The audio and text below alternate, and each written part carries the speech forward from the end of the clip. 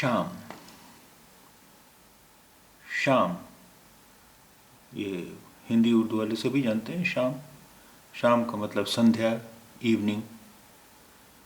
लेकिन कुछ लोग जो अपने उच्चारण पर, अपने प्रोनाउंसिएशन पर या अपने तलफ़ुज़ पर ध्यान नहीं देते हैं, वो इसे शाम भी बोलते हैं। शाम का मतलब हुआ शाम, संध्या, इवनिंग। लेकिन अगर हम इसे शाम बोलेंगे तो शाम का मतलब तो दूसरा हो गया।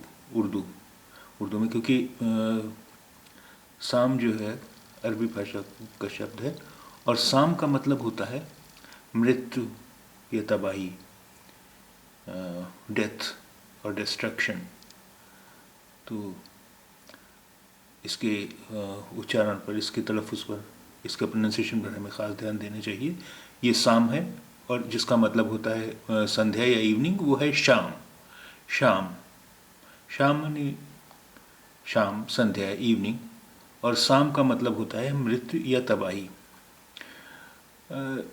एक जो बहुत सारे लोग गलती करते हैं, जब हम किसी को सलाम करते हैं तो कुछ लोग तो कहते हैं अस्सलामु अलैकुम या सलाम अलैकुम, वो तो ठीक है। लेकिन कुछ लोग उसे जो ध्यान नहीं देते हैं, वो अस्सलाम अलैकुम कहते हैं, अस्सलाम अलैकुम, या सलाम अलैकुम को साम अलैकुम। ये अस्सलाम अलैकुम या साम अलैकुम। अब साम का मतलब तो होता है मौत। तो अगर हम कह रहे हैं किसी को साम अलैकुम या अस्सलाम अलैकुम, तो इसका मतलब तो हुआ तुम मर जाओ।